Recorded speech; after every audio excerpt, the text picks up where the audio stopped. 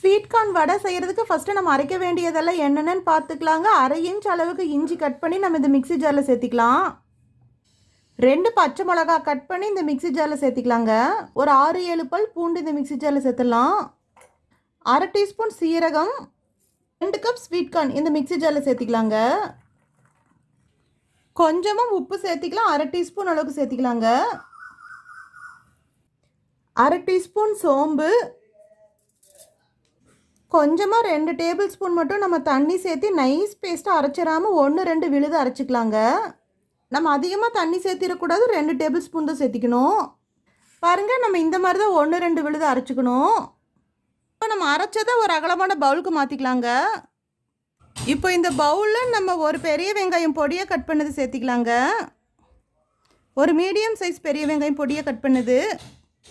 1/4 cup அளவுக்கு அரிசி மாவு சேர்த்திக்கலாம்.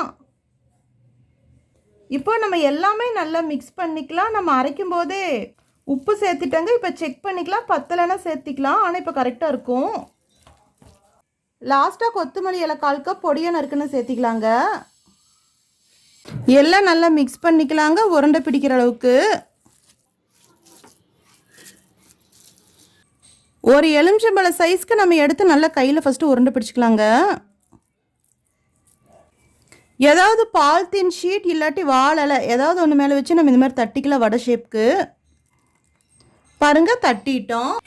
இப்போ சூடாக இருக்கிற எண்ணெயில் இதை நம்ம பொரிச்சிக்கலாங்க. பாருங்கள், பொரிக்கிறதுக்கு நம்ம அடுப்பில் ஒரு கடாயை வச்சுட்டு அதில் மூழ்கிற அளவுக்கு எண்ணெய் விட்டுட்டு அடுப்பு இப்போ மீடியம் ஃப்ளேமில் தாங்க இருக்குது. எண்ணெய் சூடாச்சுன்னு செக் பண்ணிக்கலாங்க. ஒரு சின்ன மாவு பீஸ் எடுத்து எண்ணெயில் போட்டு பார்க்கலாம். பாருங்கள், போட்டதுமே பொரிஞ்சு மேலே வருது. எண்ணெய் சூடான பக்குவம் போது. இப்போ நம்ம மீதி வடையும் பொரிச்சிக்கலாம். இந்த ஃபஸ்ட்டு போட்டது நம்ம வடித்து எடுத்துடலாங்க. உள்ளேயே கரிஞ்சிட்ருக்கும். அடுப்பு இப்போ மீடியம் ஃப்ளேமில் தாங்க இருக்குது. நம்ம கோல்டன் ப்ரௌனாக பொரிச்சுக்கணும். பாருங்கள், நம்ம இடைவெளி விட்டு போட்டு கூட பாதி பொரிஞ்சதுக்கப்புறம் நம்ம ஒரு முறை திருப்பி விட்டுக்கலாம். முதல்ல திருப்பி விட்டுறக்கூடாதுங்க. பாருங்கள், பாதி பொரிஞ்சதும் நம்ம ஒரு முறை திருப்பி விட்டுடலாம். பாருங்கள், வடை நல்லா பொன்னிறமாக பொரிஞ்சிருச்சு. இப்போ நம்ம எண்ணெயிலேருந்து வடித்து எடுத்துடலாம்.